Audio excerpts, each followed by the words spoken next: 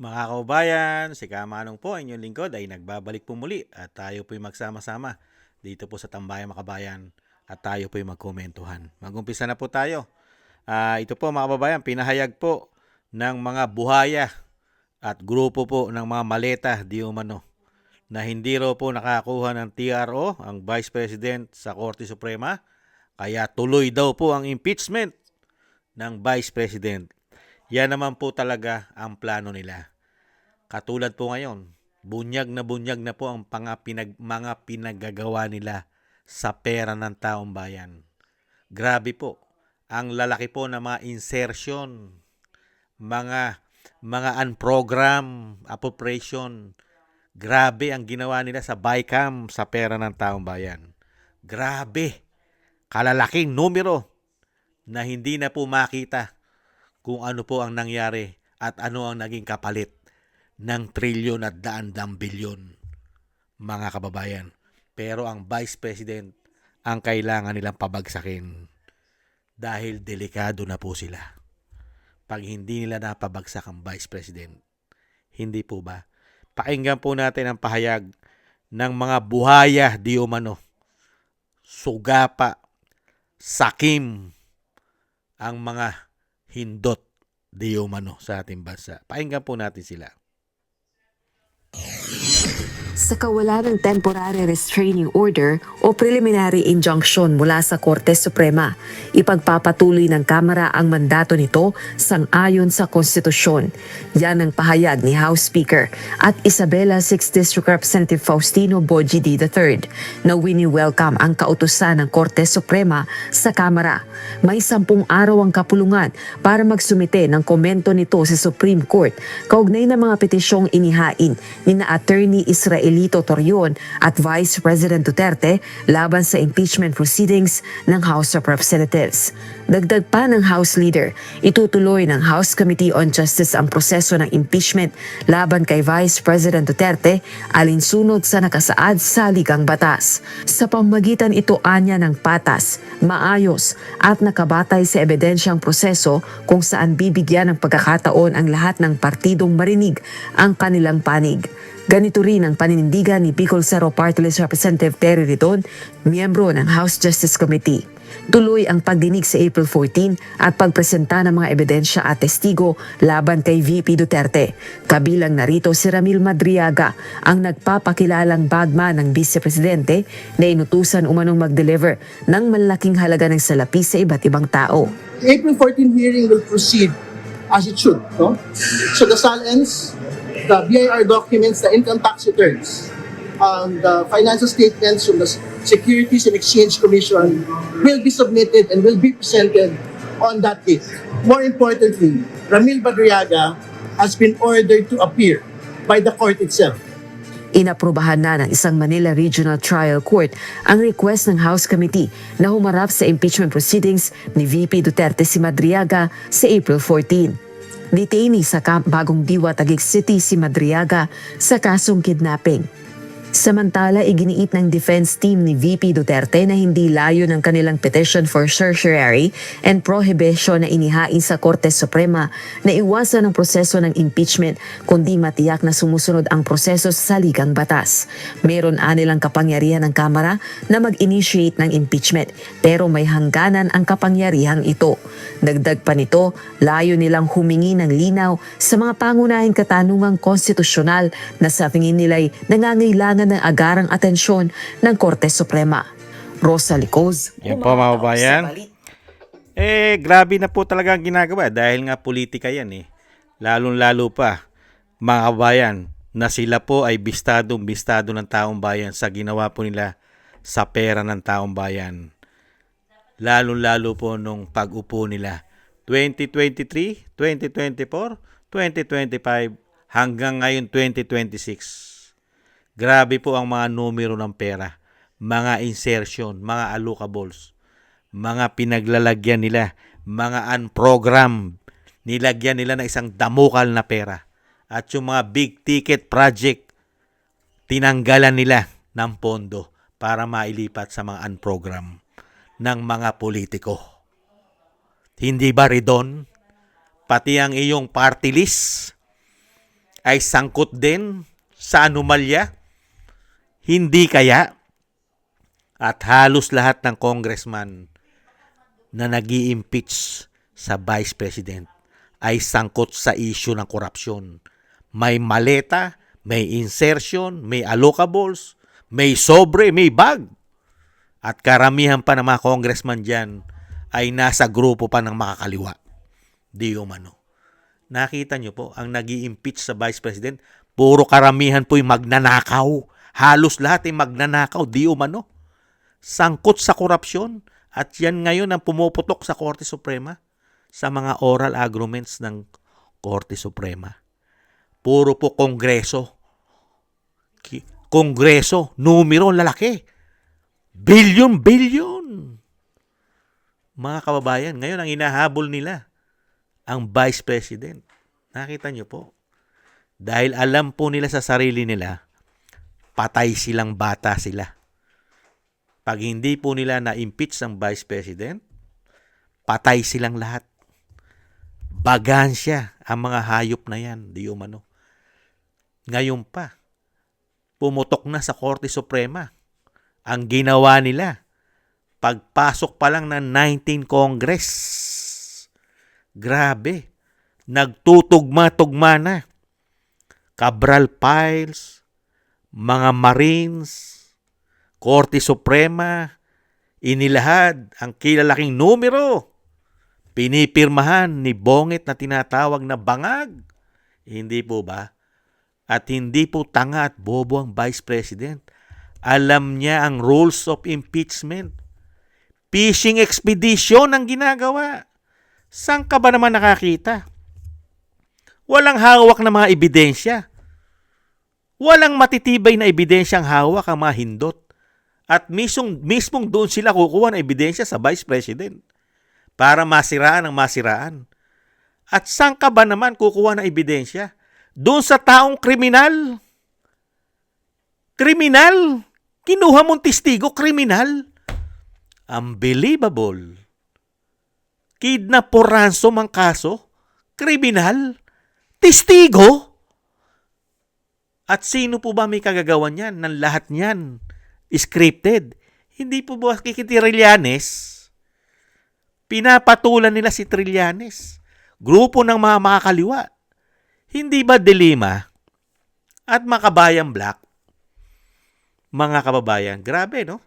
Hindi po tanga bobo ang mga Pilipino Redon at ang speaker na si Speaker D. Grabe ang inyong institusyon. Kung masusunog nga lang yan sa galit ng taong bayan, sunog na yan. Yang institusyon nyo, sunog na. Nagliliyab na yan sa galit ng taong bayan. Kung ang galit lang ng taong bayan kasama mga OFW, matagal ng abo ang institusyon ng Senado at Kongreso sa nalaman ng taong bayan na talamak na korupsyon ng mga magnanakaw na mga politiko sa ating bansa. At gigil na gigil sila sa matino na politiko. Yung may tapang na, may malasakit pa. Hindi po ba, mga kababayan? Kaya dito po, nakita nyo po, fishing expedition. Ayaw pa nilang dalhin sa plenaryo. Ayaw pa nilang pagbotohan. Hindi nyo po ba nakikita ang ginagawang kagaguhan nito? Mga hindot na ito. Nung unang impeachment ng Vice President, napakabilis. Tapos na agad. Bakit po ngayon, mga kababayan? At nakita nyo po ba kung sino nag-i-impeach sa Vice President? Mga sila rin. Sino po? Sila rin, grupo ni Dilima. Nag-i-impeach sa Vice President. Sila rin mga congressman. Nakita nyo po, sila rin doon. Di ba? Tapos yung pastor, nasa Maynila. Kasama rin yun. Yung grupo ng mga congressman, nakita nyo po, political. Kaya nga tinatawag na fishing expedition. At ayaw na ayaw pa nilang dalhin sa Senado. At sila na, nagpapakasinado na sila ngayon.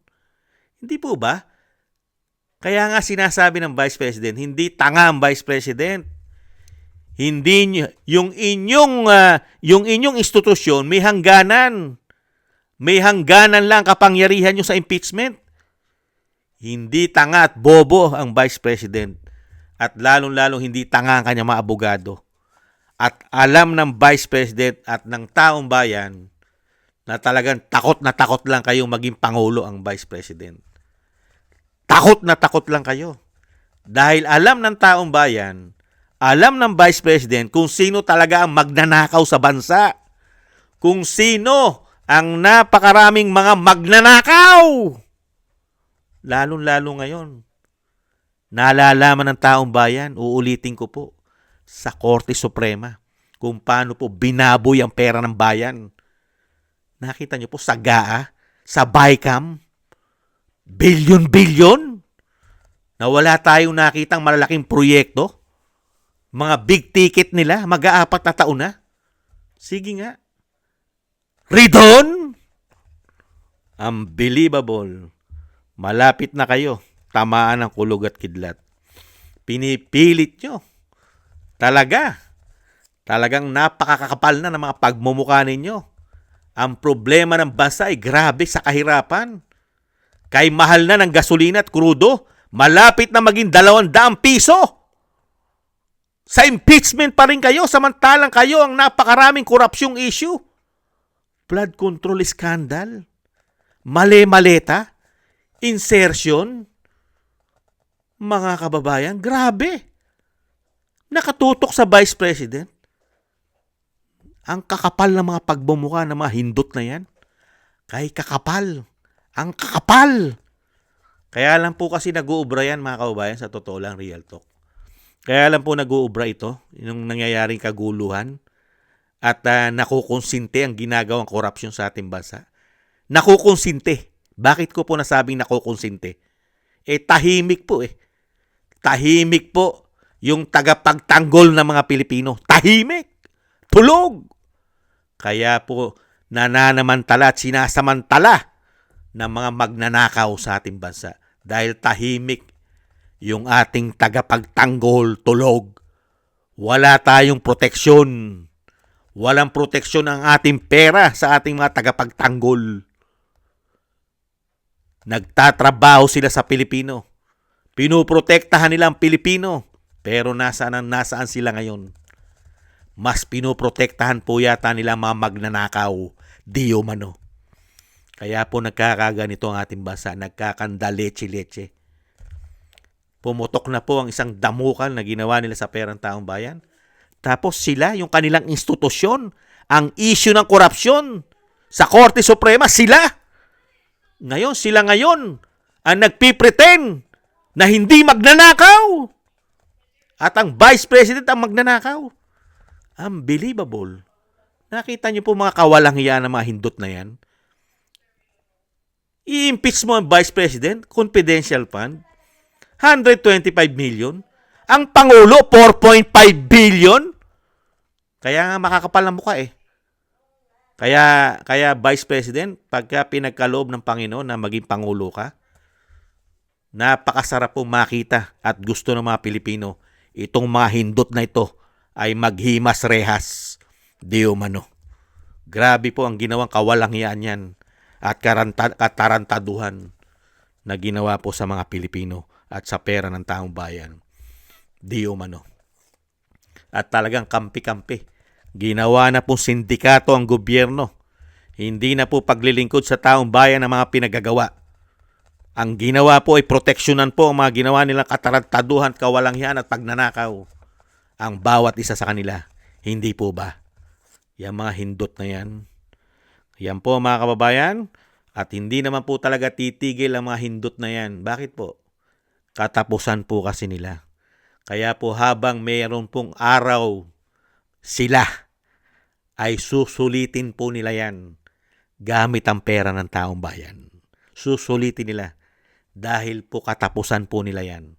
Katapusan po nila pag hindi po nila napabagsak ang mga Duterte. Katapusan na po nila. Hindi po ba? Kaya po tayo nananalangin at dapat pong magdasal at magkaisa na manalangin po tayo at magkaisa ng pamilya Duterte, ang Vice President ay hindi po sila magtagumpay sa ginagawa po nilang masama. Lalong-lalo po sa ating bansa. Maingatan po sana sa kapahamakan ang Vice President. Maraming salamat po sa mga dasal po ninyo, mga kababayan. Muli po mga kababayan, thank you po sa gusto po natin tambayan mga kababayan sa YouTube at TikTok. At ganun din po sa ating mga subscribers at patuloy susubscribe. At sa mga nagko-comment, like, share, and subscribe, mabuhay po kayo. Shoutout po sa inyo lahat. At thank you rin po sa mga nagbibigay po ng tulong at biyaya. Shoutout po kay Eric Hershaw ng Canada, kay Kingston ng Hong Kong, Jake Yahut ng California, USA, Gina Ray ng Berlin, Germany, Julieta Silona ng Sydney, Australia, Baby Roman, Ate Isa ng Cagayan, Jem Aris ng United Arab Emirates, ako si Pilam, Ani Jo, kay Gay at Shena, Tatay Nick ng Canada, Balance Vision TV, Jesus Valdepena at Mila Yi. Shoutout po sa inyo lahat. Ingat-ingat po kayo, lalo-lalo po sa inyong mga paggawa. At God bless po sa inyong lahat mga kababayan. Muli po, tiis-tiis muna tayo. Tiis lang po. Bye-bye.